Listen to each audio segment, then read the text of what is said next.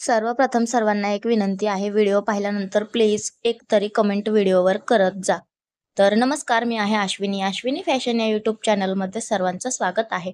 40 साईजचा princess cut with botanic blouse जो आपण शिवून रेडी केलेले आहेत दोन्ही पण भाग. तर आता आपण त्याला आज जोडणार आहोत, म्हणजे शोल्डर जोडून पाही कशी तयार करायची ते आपण आजच्या व्हिडिओमध्ये पाहणार आहोत.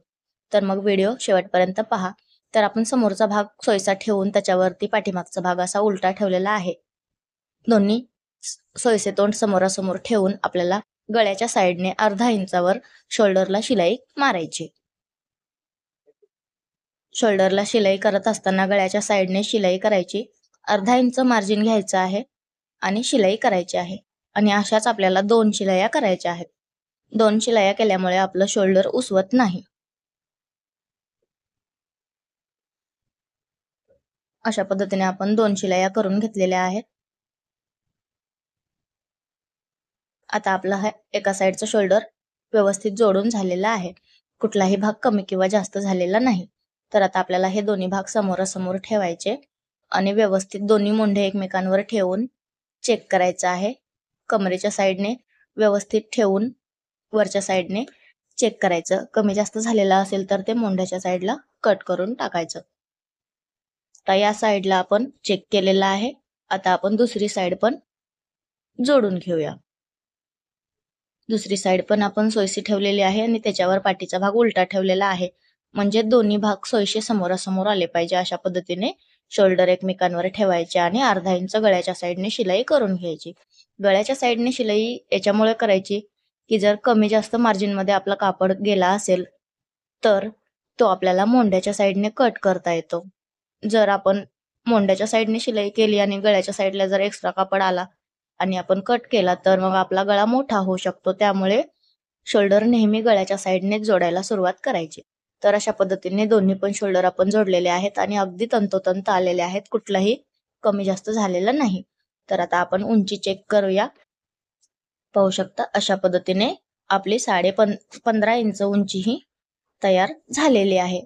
15 इंच उंचीचा 40 साईज चा हा princess cut with boatneck blouse आहे, ज्याचा रेग्युलर गळा आहे समोरचा.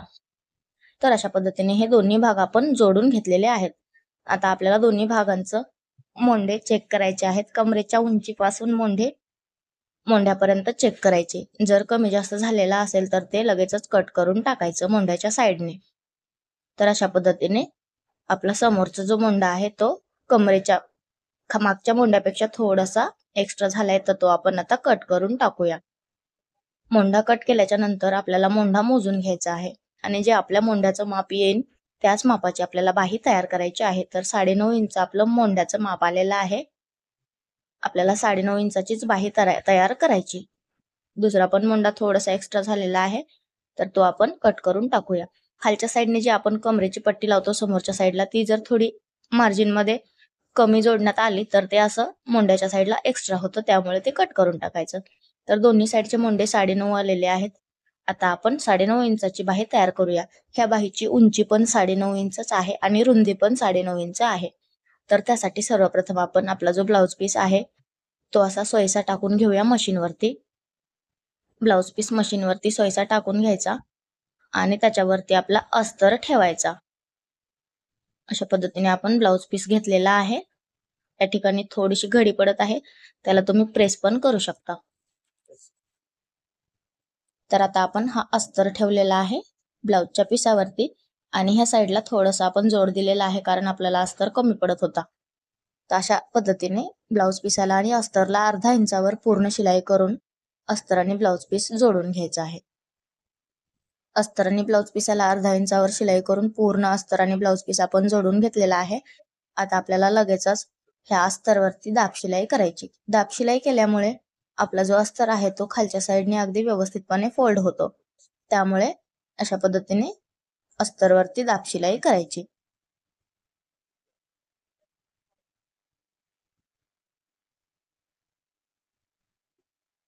व्हिडिओला प्लीज कमेंट करून सांगत जा.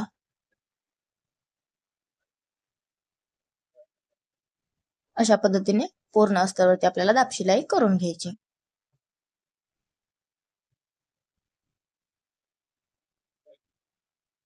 अगदी स्टेप बाय स्टेप मी तुम्हाला सर्व गोष्टी दाखवण्याचा प्रयत्न करत आहे, तर कमेंट करून मला प्रोत्साहन करत जा. तर अशा पद्धतीने आपण पूर्ण अस्तरवरती दाबशिलाई केलेली आहे. आता हे जे अस्तर आहे ते आपल्याला खालच्या साईडला फोल्ड करून घ्यायचं आणि परत वरतून एक शिलाई करायची. याच्यामुळे काय होतं, आपल्या ब्लाउजच्या बाहीला दंडघेराच्या साईडला खूप सुंदर फिनिशिंग येतं. आता आपण पूर्ण शिलाई केलेली आहे. आता आपल्याला बाही कशी तयार करायची ते पाहूया. तर आपण ह्या तयार केलेल्या कापडाची 4 पदरी घडी करून घेऊया. अशी 4 पदरी घडी करून आपण ठेवलेली आहे. अगदी व्यवस्थित सर्व टोके ठेवायची. 4 पदरी घडी करून घेतलेली आहे. आता आपल्याला आपल्या बाहीची मापे टाकायची आहेत.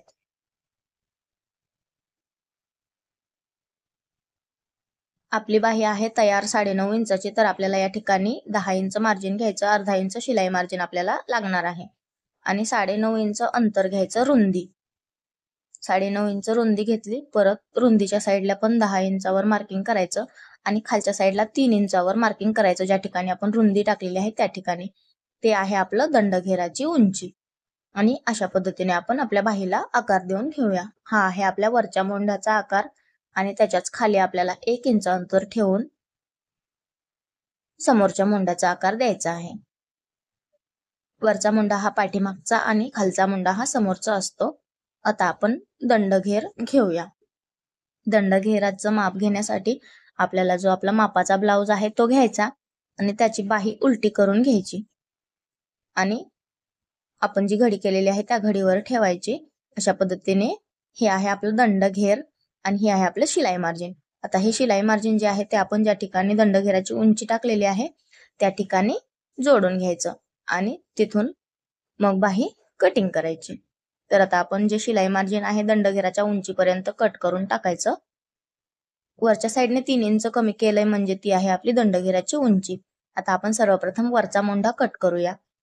वरच्या आणि खालच्या मोंढ्याच्या आतमध्ये 1 इंच अंतर आपलं आलं पाहिजे. वरचा मोंढा कट झालेला आहे. आता आपण ही बाही उघडून घेऊया आणि खालचा मोंढा पण कट करून घेऊया. बाही उघडायची आणि नंतरच खालचा मोंढा नेहमी कट करायचा.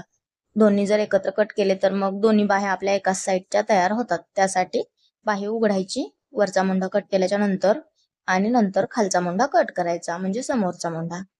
तर अशा पद्धतीने आपल्या ह्या दोन्ही पण बाह्या कटिंग झालेल्या आहेत. तर हा व्हिडिओ तुम्हाला कसा वाटला ते मला नक्की कमेंट करून सांगा. व्हिडिओ आवडला असेल तर व्हिडिओला लाईक करा आणि अश्विनी फॅशन या युट्यूब चॅनलला सबस्क्राईब करून घ्या. असेच नवनवीन व्हिडिओ पाहण्यासाठी माझ्या चॅनलला व्हिजिट करा.